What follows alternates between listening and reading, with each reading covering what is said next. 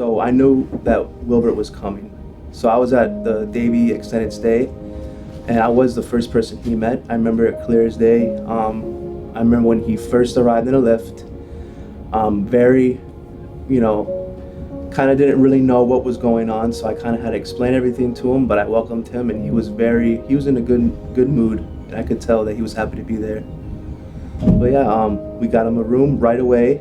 I remember, and the condition he was in, he was not in the best condition physically, but he had a great smile on like he always did.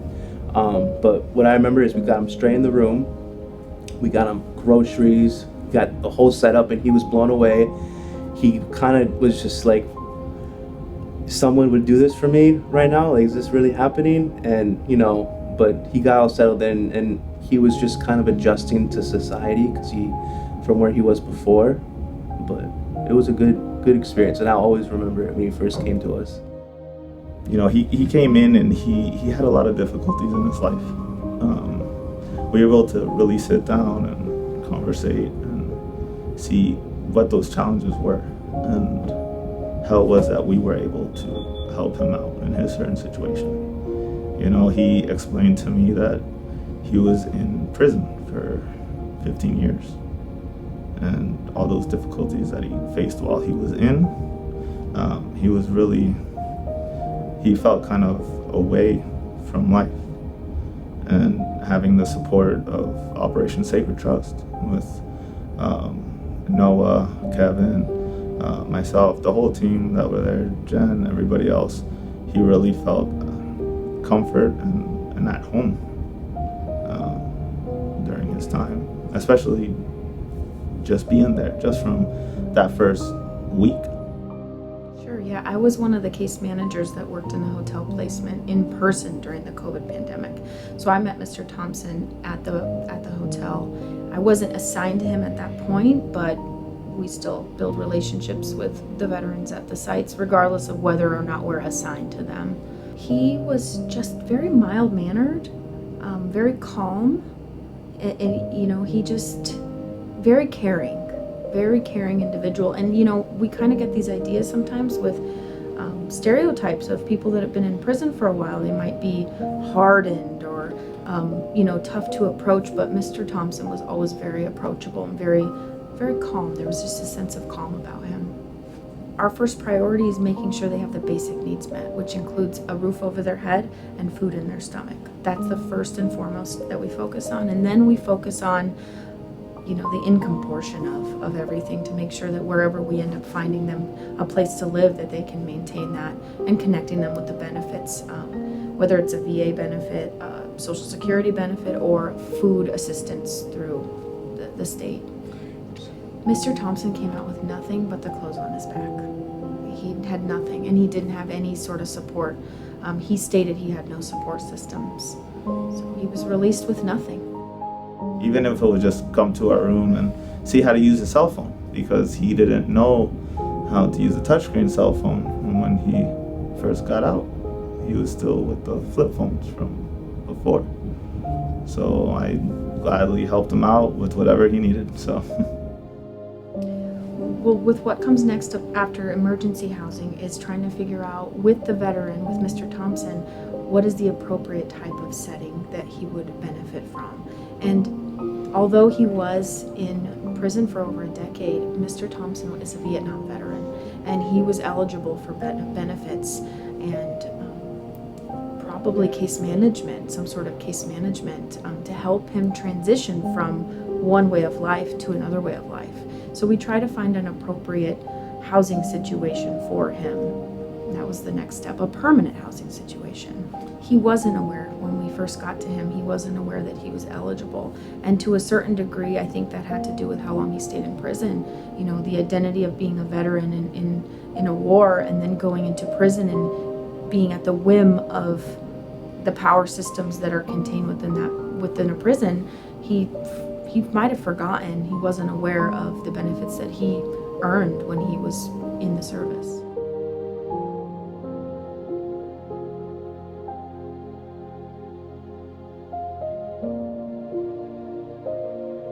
because he was of a certain age, he was eligible for Social Security, and he was eligible while he was in prison, so he was able to get back pay for Social Security for quite amount of time. And then he was also able to establish service connection through the VA for service-related disabilities.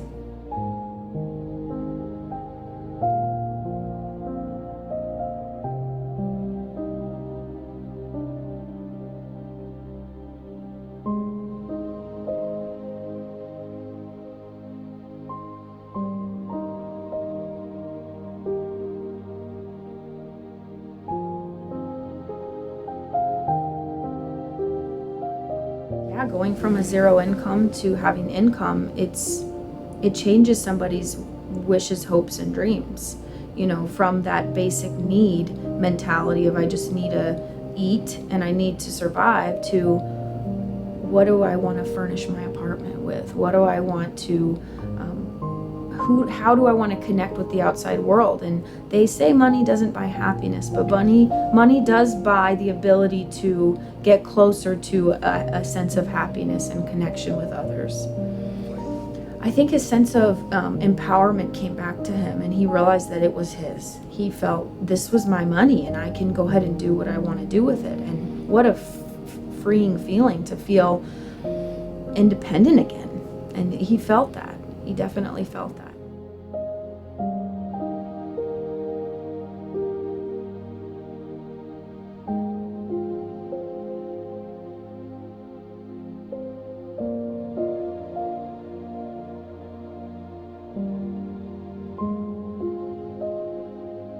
We knew something was wrong when around December. He was getting a little bit more short of breath. He just wasn't around very much.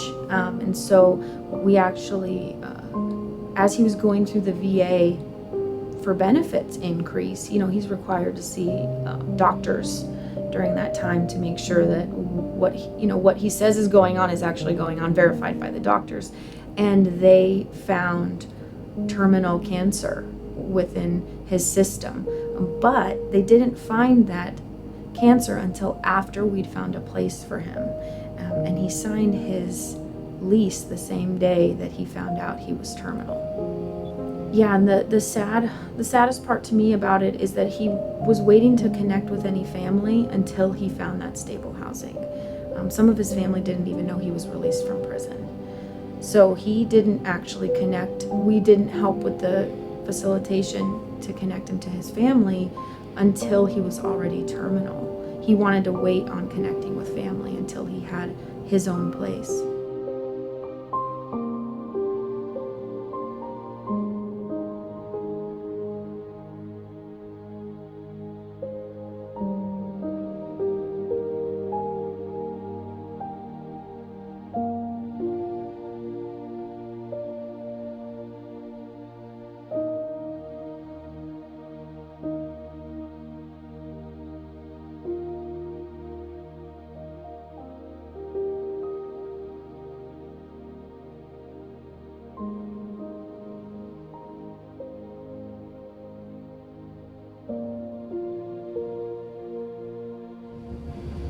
It's all about building relationships. When you talk about caring for the individual and you talk about providing services, they go hand in hand.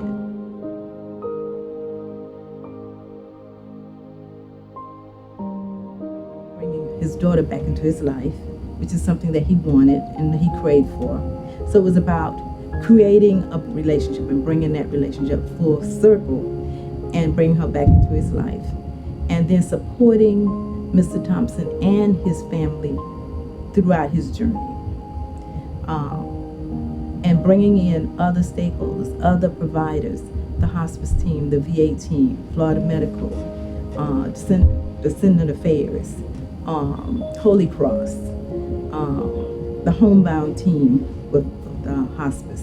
So all of us and our own OST team, Jennifer, who was our lead case manager, who brought us along for this ride. It was one of the happiest times and most fulfilling times of my life when Mr. Thompson's daughter walked into his hospital room and he saw her after 20 years. hopefully we did everything we could do.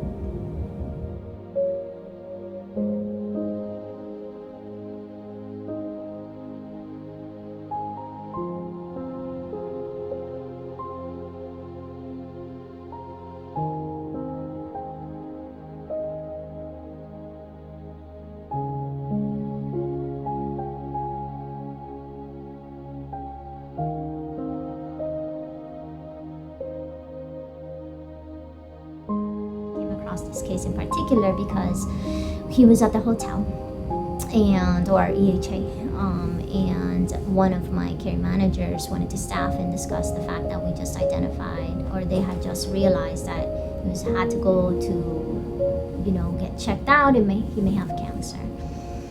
And it was very important in regards to the care managers to always check on them. How are they doing? How's it going? And when staffing cases, I always check how is it impacting you. And the fact that, well, he didn't just get checked out to get cancer. It was discovered that he was very terminally ill. It had spread and was now very fragile. He was at the hospital. And in the process of all that and in staffing it, we are trying to figure out then what, right? So now he's in the medical and goes from the hospital into from the hotel into a hospital and trying to figure out the steps of all that and how to best serve him and make sure that ultimately he gets help. Well, he has no one to go to. He has no family. He has no one that may, God forbid, if given, go through a procedure, he doesn't make it, who do we even reach out to? Who could give, the rights of anything? And that's when it started. And I was at the EHA, I was at the hotel that day with the care manager, and we have his belongings, and it's the question of, okay, so he's at the hospital, we're not sure if he's potentially going to make it through a surgery or who could give rights, outside the social worker, then what? And that's when we went through his belongings and found the photo book. And we went through every single picture to read the back of it and figure out who is this man, who was in his life. These are the pictures he looked at in prison. These are the images and the pictures that he kept. And we started to see a story of this is a human that was loved, as everyone is, and this is a human that there's no way we're gonna allow this to be, that's it. There's no way we could just allow it to just be that's it. And we looked through every picture and found a random name and a random number. Sure enough, we called it, and the care manager called it, and it was quite a comical conversation because the lady couldn't even hear. It's an elderly lady, and that's how it started. That's how it started in regards to the search and sort of the ongoing, really relentless pursuit to make sure he's loved on. And yes, we want to house him, and yes, we need to meet his basic needs, and also he needs to be felt cared for and loved for.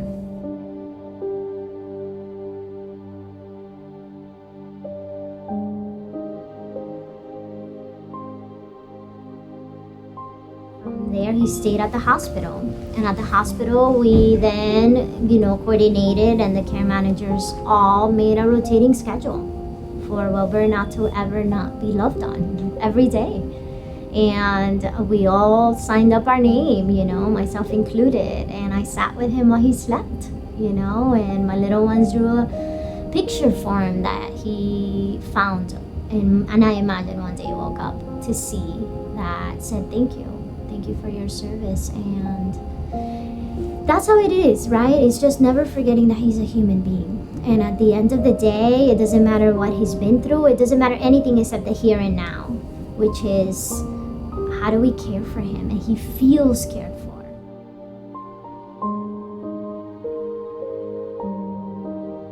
I originally met Mr. Thompson when he was in the hospital at the medical center, Broward Medical Center, and I visit him I think like 5 times every Sunday.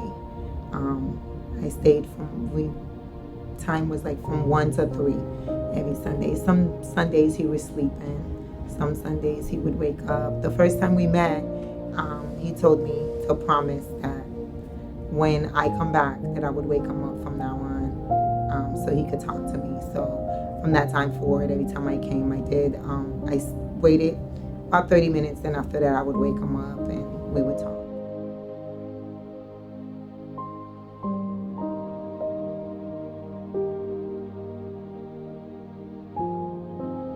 first met Mr. Wilburt when he was in the medical center, he really wasn't aware of what his medical diagnosis or what his medical condition was. So he thought he was there for like a quick treatment and then he was going to be released. And then Operation Sacred Trust was going to help him to find housing. He was adamant about finding a unit so his grandkids and his children could come and visit him. And he was ready. He told me that he was ready for housing, stable housing, permanent housing, and he was tired of being homeless. That's what he told me when we first met. And although I did know what the diagnoses were and what the doctors had said his lifespan was going to be, if that was his wishes and that's what he wanted to fight for and that was going to give him strength, I told him that's what we were going to work towards. Once he gets out the hospital, that is our goal, to work towards getting him a unit so his grandkids could come and run around.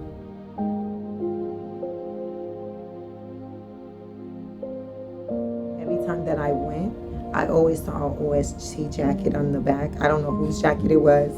I don't know who was leaving jackets, but I always saw an OST jacket. And then one Sunday he woke up. He was like, "How many of y'all work there?"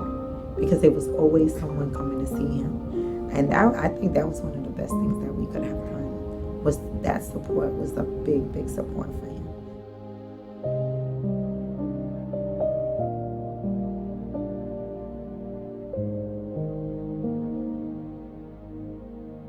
I walked in and I was just like, "I'm here from Operation Sacred Trust," and he was like, "Oh." He was a character. He was like, "Oh, like, I like it." And I was like, "Oh, Mr. Thompson," and he had some music playing, and I was like, I just, started talking to him, and we started talking about the type of music and where he was from. Like, he spent some time in Chicago, and Chicago has this dance, the Chicago stepping, and I'm not a stepper, but I turned on the music and I was like, "Let's dance with me, show me your moves." And so I would do like a little shuffle with my feet, and he would kind of like, just move his head and his neck and, try to move a little bit. But he liked that, he enjoyed that. He also talked to me about his faith and just hearing about what his beliefs were. I turned on like inspirational or motivational videos for him so that he could hear that, and that really encouraged him. It moved him to tears, and it moved me to tears too. So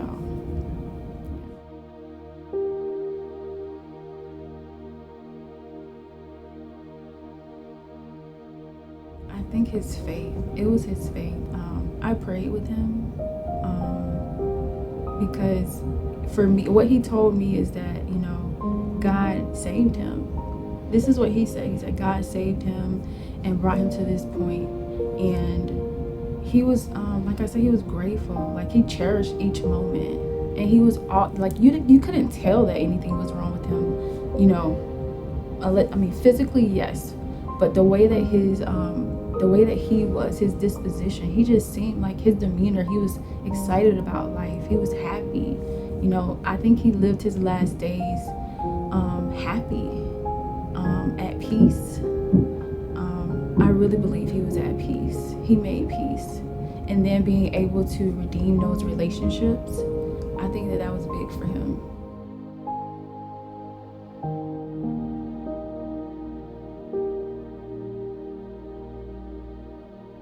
I think as care managers, as what we're offering, it really is, we're constantly, hoping to serve and things like that. And he gave such a gift to just rest, as in, we would go just visit, right? We would just go visit, and all of them are like, "Thank you for allowing me to go visit and to sit and to just really see face to face, like pause and slow down to see this is the result of our work." Right? It's not just a piece of paper, it's not just a phone call, it's not just a cake. This is the result of our work. A human being at the last moments of life feeling tended to. Isn't that what it matters at the end of the day? At the end of life, it has nothing to do with what happened. It's here and now, am I held? Here and now, am I going to be remembered? And here and now, all of us, I know myself included, were impacted by this human being. Regardless of his history or anything like that, in the here and now, because we got to love him. We got to actually care for him.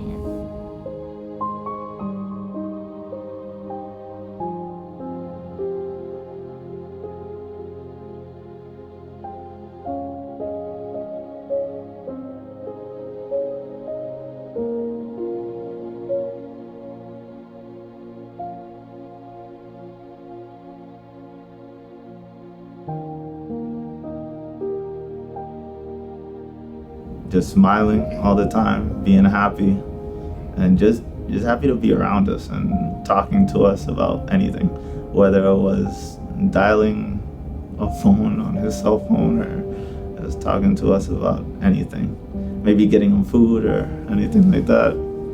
I was always happy to help him out.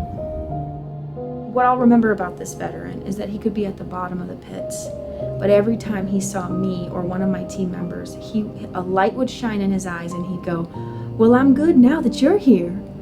And so when she said that first statement, and then I remembered him, that's what I'm gonna remember about him, is his positivity and his faith. His faith. I've never met somebody with such stronger faith. And you know, it's easy to have faith when things are going great. Things are going my way and I'm getting everything that I need. The faith comes in when things are going to hell and you don't know exactly where to turn to or where there's hope. He always had a sense of hope. Whether he was going to last for 2 more weeks or whether or not he was going to go be with his father and his family up in the heaven that he was waiting for. By his smile, for sure, and just his attitude, his positive attitude.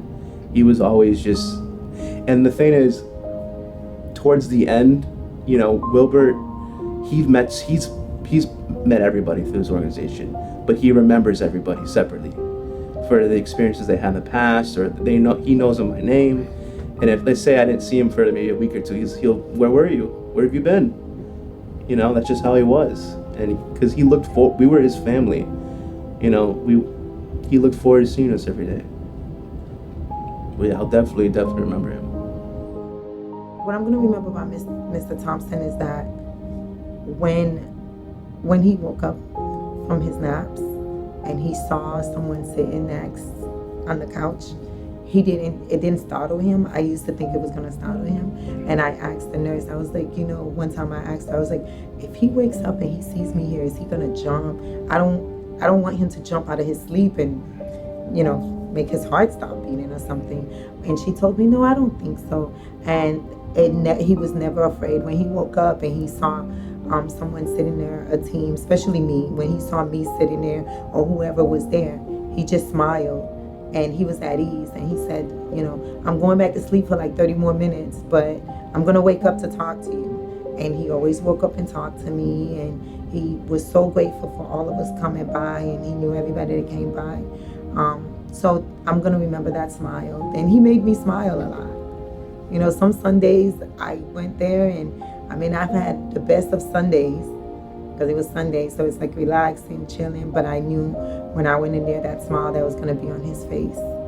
I would look forward to that. And then he would look at me and say, it's a lot of y'all at OST. It's a lot of beautiful people at OST. And I smiled. It made me smile. So throughout everything, he was grateful. Everything that he was going through, he was still grateful. So I'm going to learn to be a little bit more grateful for the things that I have, for the things that I'm going through, because Mr. Thompson was able, no matter what it was, no matter what the pain was, he was always grateful to see a face, put a smile on someone's face. So that's what I will remember about him. I will remember Mr. Thompson's strong will to live and his desire to be in his apartment after being incarcerated for 20 years, coming out being homeless, finally getting a key to his own place, and that grit, that just grit that said, I'm going to stay here. I've got my own key. I can let you in. I won't open my door and let you in. That's what I'm going to remember about him, because I hate to tell this story about Mr. Thompson. One day the nurse wanted to come to see him, and he said, no, if you come, I'm going to be in the bed naked. And so, I mean, you know, I'm going to remember that about him. his humor and his kindness. You know, he could be a little cantankerous, but he was never rude. You know, he was a nice guy who gave everything he had. His personality, his humor, the dancing, and that he would always say, "Hey." He's like, "Hey, I'm so happy to see you." He was like, "When are you coming back?" A person that no matter what remembers his faith, and no matter what was hilarious, no matter what, I think was able to receive the love we were trying to give him. And something extremely touching to me is how, because of all the events of sorts, he was able to reconnect with his daughter. He was able to reconnect with someone that loved on him and seeked him out and found him, and that she could carry that on, and that his memory, his experience, his legacy will continue.